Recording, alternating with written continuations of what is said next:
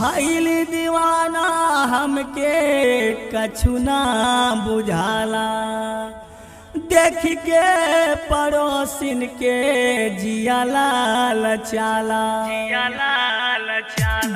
सोरह सिंगारवा बुझाता नइखे, सोरह सिंगारवा बुझाता नइखे, घरवाली में तनिको सवाद नइखे, घरवाली में तनिको सवाद नइखे, घरवाली में तनिको सवाद नइखे।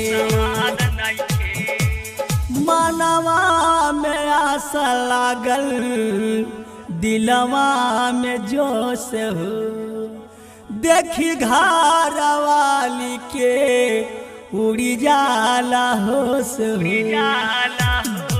बोलली बोलिया डराता नइखे, बोलली बोलिया डराता नइखे, घरवाली में तनिको सवाद नइखे, घरवाली में तनिको सवाद नइखे, घरवाली में तनिको सवाद नइखे, घरवाली में तनिको सवाद नइखे।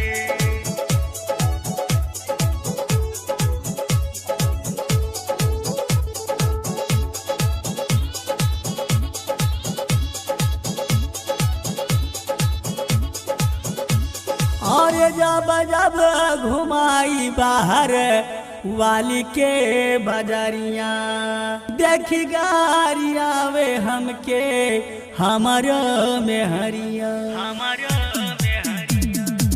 मार दिए बेलना बहाए हमके, मार दिए बेलना बहाए हमके, घरवाली में तनिको सवाद नइखे, घरवाली में तनिको सवाद नइखे, घरवाली में तनिको सवाद नइखे, घरवाली में तनिको सवाद नइखे।